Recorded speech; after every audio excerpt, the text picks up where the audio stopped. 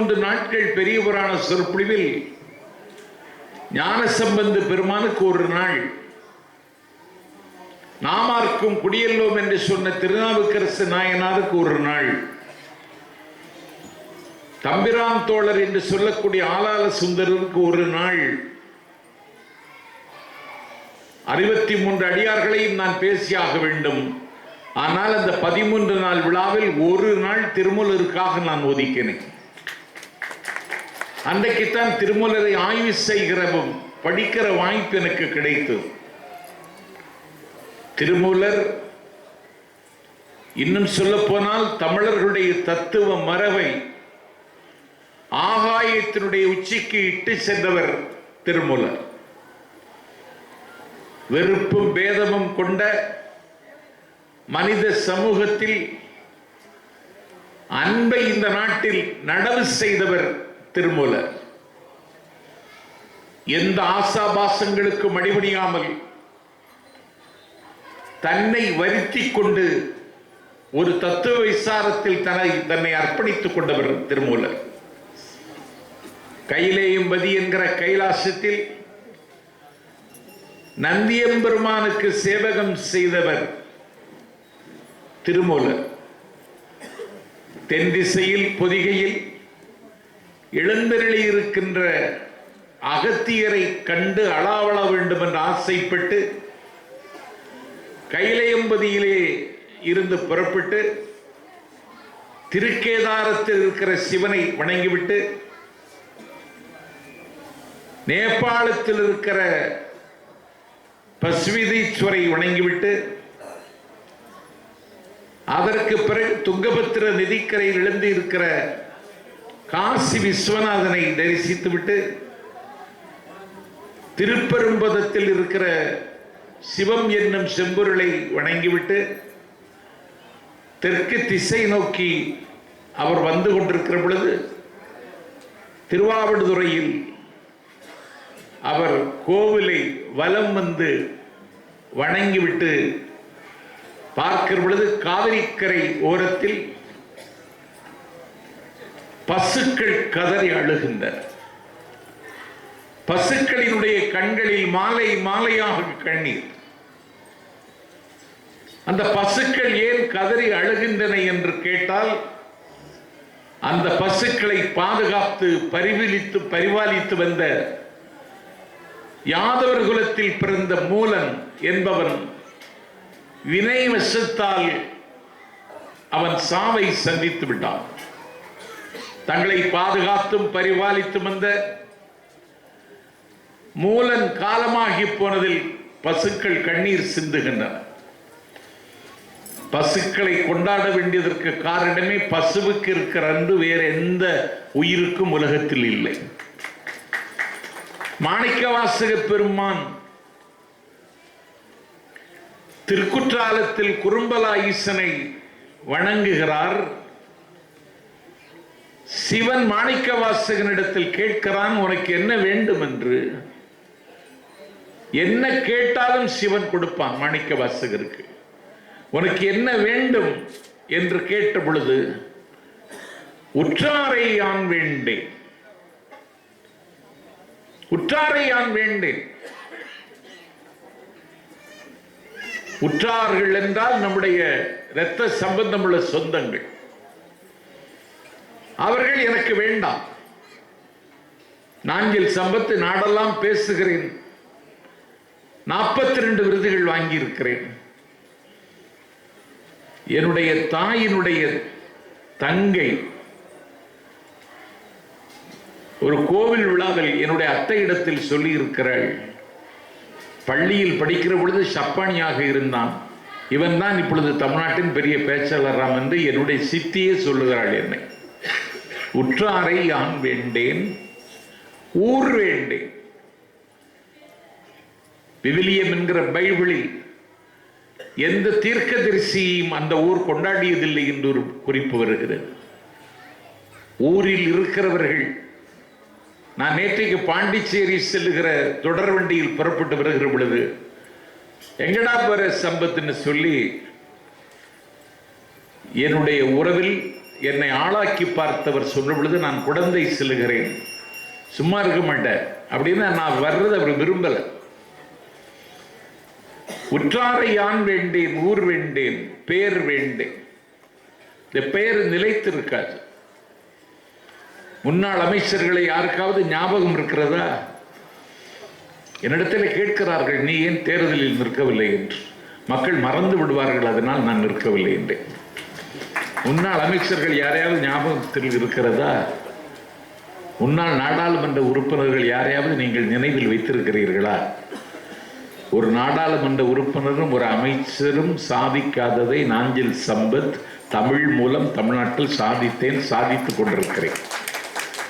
உற்றாரை ஆண் வேண்டேன், பேர் வேண்டேன், கற்றாரை ஆண் வேண்டேன். இந்த தேசத்தினுடைய ரகசியத்தை பகை கக்குகிற நாட்டுக்கு காட்டிக் கொடுத்தவன் பட்டம் பெற்றவன் தான், படித்தவன் தான். கற்றாரை ஆண் வேண்டேன், கற்பனவும் இனி அமையும், குற்றாலத்து அமர்ந்துரையும் கூத்தா.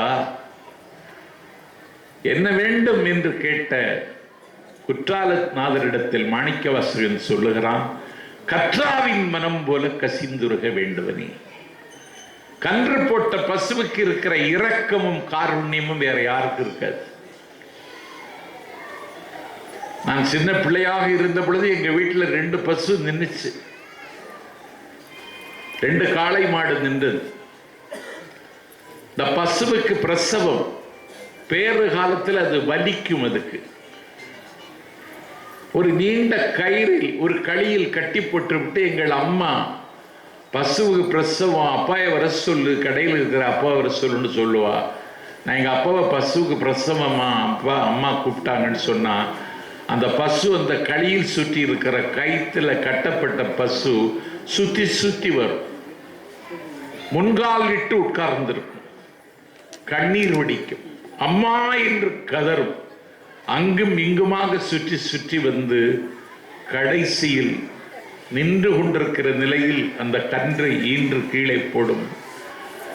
அதனுடைய உடம்பெல்லாம், அந்த கன்றினுடைய உடம்பெல்லாம் ஒரு மாதிரி வழுக்கி கொண்டிருப்பது மாதிரி, உடம்பெல்லாம் அழுக்கு, சீழ், இரத்தம் எல்லாம் அந்த கன்றின் மீது படிந்திருக்கும். அந்த பசு அந்த கன்றை நாக்கினாலே நக்கி நக்கி நக்கி அதை துடைத்து ஒரு 3 மணி நேரத்தில் அன்றைக்கு பூர்த்த மலர் மாதிரி அந்த கன்றுக்குட்டி சிரித்து கொண்டு நிற்கும். அதை பார்க்கிறார் மாணிக்கவாசகர். அந்த கன்று போட்ட பசுவுக்கு இருக்கிற காருண்யமும் இரக்கமும் உலகத்தில் எந்த ஜீவனுக்கும் இல்லை. ஆகவே அந்த பசுவுக்கு இருக்கிற இரக்கம் எனக்கு வேண்டும் என்று மாணிக்கவாசகர் கேட்டார்.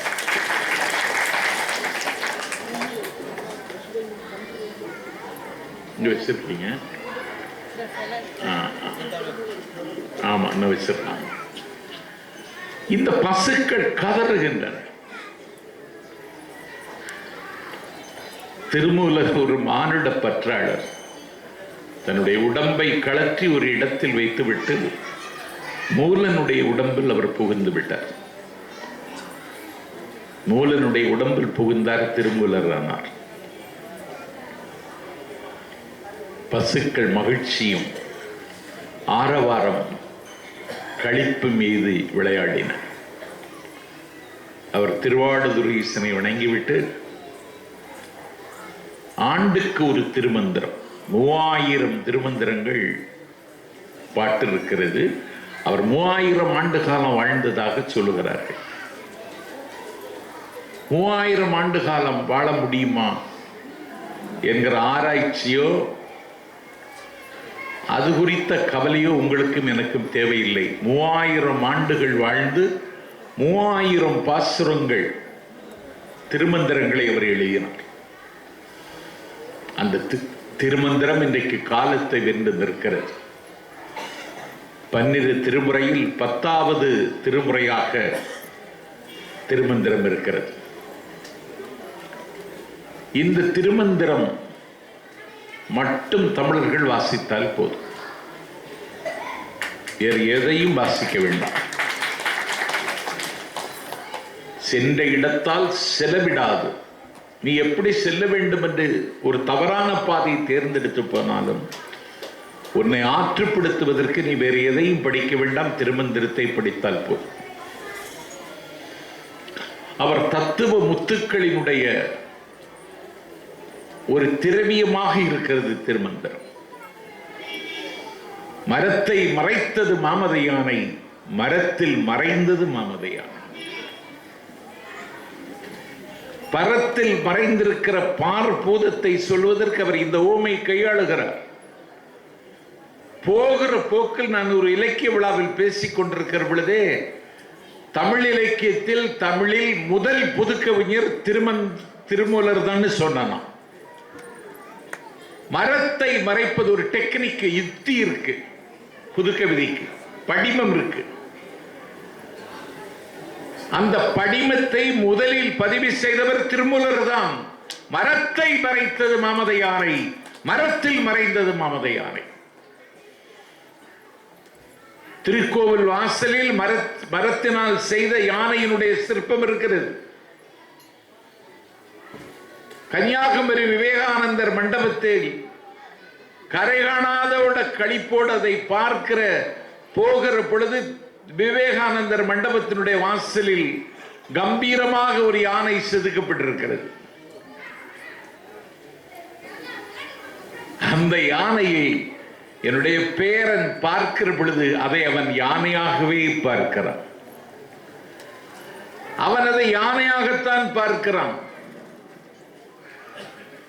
ஆனால் என்னோடு அங்கே வருகை தந்த ஒரு பேராசிரியர், கல்வெட்டு ஆராய்ச்சியில் தேர்ந்த என்னுடைய நண்பர் அவர் அந்த யானையை பார்க்கிற பொழுது இது எப்படி செதுக்கி இருக்கான், இந்த யானையினுடைய வாலில் இருக்கிற முடி கூட நேர்த்தியாக செதுக்கப்பட்டிருக்கிறது. யானையினுடைய கண்கள் மட்டுமல்ல, சுளவு போன்ற முரம் போன்ற யானையினுடைய காதுகள் கூட அசைவது மாதிரி என் கண்ணுக்கு தெரிகிறது. இந்த சிற்பத்தை யார் படைத்தார் சம்பத் என்பவர் என்னிடத்தில் கேட்டார். அந்த யானையை என்னுடைய பேரன் பார்க்கிற பொழுது அவன் யானையாகவே பார்த்தான். என்னுடைய நண்பர் அதை பார்த்த பொழுது அவர் சிற்பமாகவே பார்த்தார். என்னுடைய பேரனுக்கு மரத்தில் மறைந்தது மாமத யானை. இது திருமூலர் சொன்ன தத்துவம். திருமூலர் சொல்லுகிறார், ஒரு ஆய்வினுடைய முடிவில் அறிவியல் வெளிப்பட்ட திருமூலரின் சொல் கேட்க வேண்டும், அறம் புரி. அவர் அறத்தை செய்ய சொன்னார். அன்பும் சிவமும் ரெண்டன்பர் அறிவிலார். இன்றைக்கு அன்புக்கு ரொம்ப பஞ்சம் ஏற்பட்டு போச்சு. நீங்களும் நானும் நுகர்வு கலாச்சாரத்தின் நுகத்தடியில் பூட்டப்பட்டிருக்கிறோம். அன்பை தேட வேண்டியது இருக்கிறது. விடைபெற்று சென்ற மகன், வெளிநாட்டில் வேலைக்கு போன மகன், வெளிநாட்டுக்கு போய் வேலையில் சேர்ந்து நான் வந்துட்டேன் அப்பான்னு ஒரு வார்த்தை சொல்ல மாட்டேங்கிறான். காடு விற்று, கரும்பு தோட்டம் விற்று, கையில் கிடக்கிற வளைகளை விற்று அவனை படிக்க வைத்து, பட்டம் பெற வைத்து, திருமணம் செய்து வைத்து, மகன் வெளிநாட்டுக்கு போகிற ஆசைப்பட்டு அதற்காகவும் தேடி வைத்த செல்வத்தை எல்லாம் கொடுத்து அவனை வெளிநாட்டுக்கு அனுப்பி வைத்ததற்கு பிறகு, அந்த வெளிநாட்டுக்கு போனதற்கு பிறகு அப்பா நான் வந்து சேர்ந்துட்டேன்னு மகன் சொல்ல மாட்டேங்கிறான்.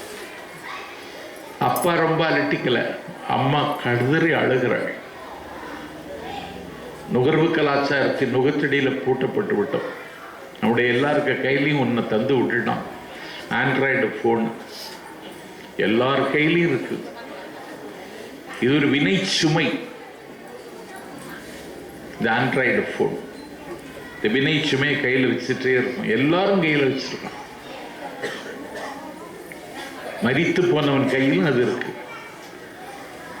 அப்போதும் அந்த அலைபேசி சத்தம் கேட்குது. அருகில் இருந்தவன் எடுத்தான். மணிமாற அண்ணாச்சி இருக்காரான்னு கேட்டான். அவர் போயிட்டாருன்னா, இவன் போயிட்டாரா, இன்னைக்கு என்ன சந்திக்கிறத சொன்னாரு. இல்லை போயிட்டாரு. எங்கே போனாரு? போயிட்டாரு, இனிமேல் வரமாட்டார். வர்றதா சொன்னாரு. அவன் போய் சேர்ந்துட்டாருன்னு சொல்றது இப்படி போட்டு நேரத்தை கடத்திட்டு இருக்கான். ஒரு உலா பிணம் அது. இந்த கையில் இருக்கிற அலைபேசி இருக்கிறதே உலா பிணம். இது ஒரு வினை சுமை. இதுல காணாமல் போனது என்னன்னா அன்பு காணாமல் போயிடுச்சு. அன்பும் சிவமும் ரெண்டன்பர் அறிவிலார் என்று திருமூலர் சொல்லுகிறார். அவருடைய சாரம் அன்பு கொள், உடல் பேணு, உயிர் வளர், வெட்ட வெளியெங்கும் உன் மனப்பறவையை ஓட்டு, நட்சத்திரம் கொத்து, சூரியன் தின், நிலாப்பால் பருகு, உன் இதயவெளி பெரிது, அதில் கடல் ஒரு குடம், ஆகாயம் ஒரு சாளரம், கொடி கொணலாகி கிடந்தாலும் பூ நிமிர்ந்தே பூக்கிறது, ஒவ்வொரு மலரும் ஒரு உலகம், ஒவ்வொரு உலகமும் ஒரு மலர், குறையுடைய வாழ்வியலும் குற்றமேதுமில்லை, இறக்கை ஒடிந்த குயிலும் சுதிமாறி பாடுவதில்லை. இறக்கை ஒடிஞ்சு போச்சு. அதனுடைய இருப்பை உறுதி செய்வதே அதனுடைய இறகுகள் தான். அப்போதும் அது சுதிமாறி பாடுவதில்லை.